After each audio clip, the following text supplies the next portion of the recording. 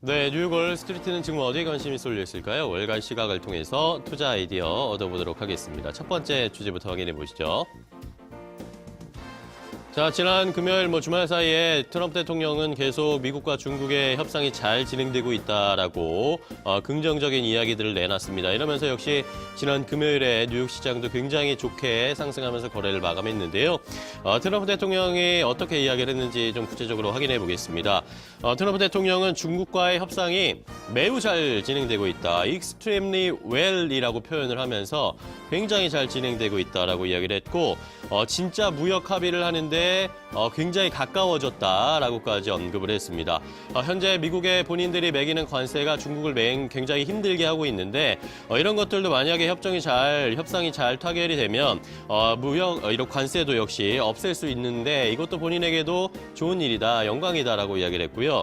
또 이러면서 이번 주에 미국에서 이제 또다시 협상이 진행이 되는데 여기에서 이제 또 언젠가 시진핑 국가주석과 만날 수 있을 것이다 라고 얘기하면서 협정 날짜, 협상 시한을 조금 더 늦출 수도 있다, 여유를 더 줄 수도 있다라고 언급을 했습니다. 이뿐만 아니라 중국과의 합의에 만약에 근접하게 되면은 올바른 협상으로 진행이 되면 기한도 연장할 수 있고 또 그리고 현재 부과하고 있는 같은 수준의 관세가 유지될 것이다. 관세를 인상하지 않을 것이다라고 이야기하면서 협상이 잘 진행되고 있고 중국 쪽에도 긍정적인 이야기들을 많이 좀 쏟아내줬습니다. 자, 이러면서 시장이 일단은 좋게 상황을 마감을 했는데 이번 주에 또 미국에서 열리는 협상에서 또 어떤 이야기들이 나올지 조금 더 긍정적인 한 발 더 협상 타결에 가까워질 수 있을지 시장에서는 그 기대가 굉장히 커지고 있는 상황입니다.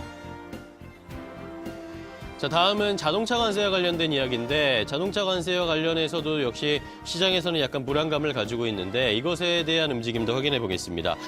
미국 상무부가 이제 트럼프 대통령에게 보고할 자동차 관세 관련 조사 보고서에서 3가지 정도의 옵션이 선택됐고 이것 중에 하나가 아마 트럼프 대통령이 결정하게 될 것이다라는 외신의 보도들이 나왔습니다.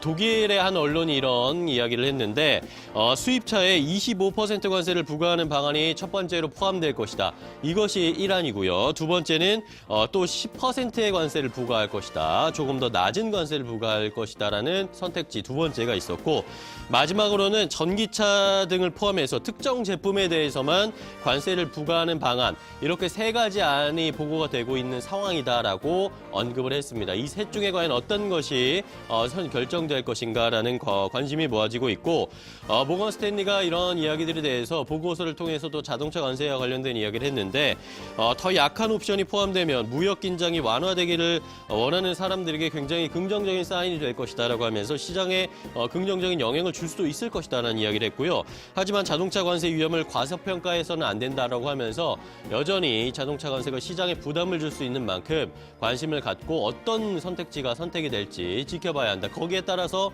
시장에 대응해야 한다라는 모건 스탠리의 이야기까지 함께 확인을 해보셨습니다.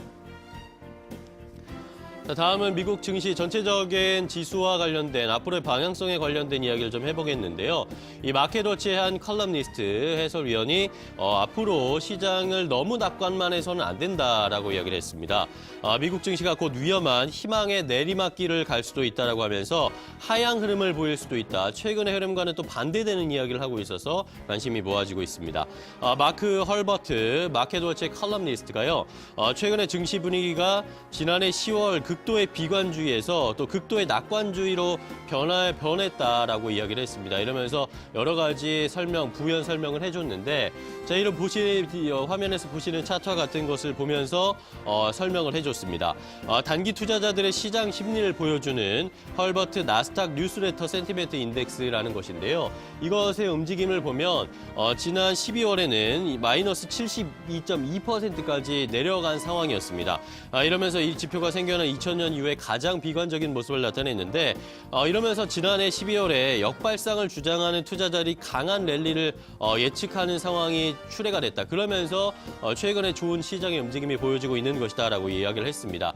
자, 그런데 최근에는 이 지수가 또 정반대로 플러스 73포인트 정도까지 상승을 하면서 지난 연말과는 정반대의 움직임을 나타내고 있습니다. 이러면서 공격적으로 약세장을 예측했던 심리가 공격적인 강세장을 예측하는 예측하는 것으로 정반대로 지금 또 바뀌고 있어서 이러면서 시장에서는 너무 희망만 가지면 안 된다. 희망에 공존을 하면서 오히려 지수가 떨어질 수 있는 그런 움직임이 나올 수 있다라고 하면서 조금 긴장하자라고 이야기를 했고요.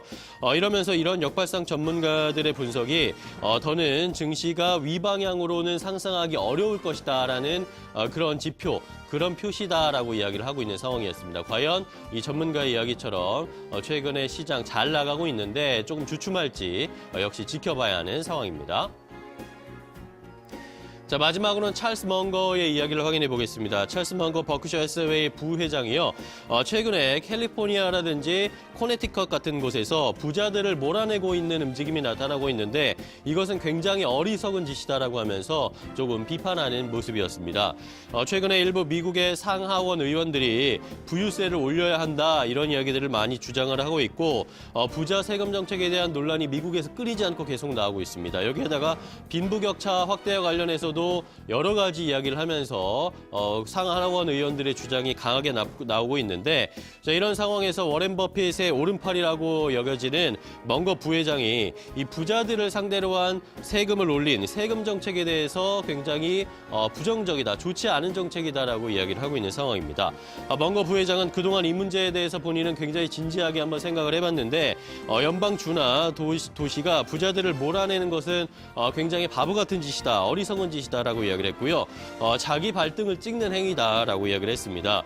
코네티컷이나 캘리포니아 그리고 최근에 아마존의 제2본사가 유치가 무산된 뉴욕 같은 곳에서도 앞으로 부자들을 몰아내는 이런 행위들이 계속 이어질 텐데 이것은 오히려 자기들의 발등을 찍는 일이고 본인들의 지역이 어려워지는 현상, 그런 일을 초래할 것이다라고 하면서 부자들에 대한 부유세에 대한 좀 비판적인 이야기까지 함께 확인을 해봤습니다. 월가시가 함께 체크해봤습니다.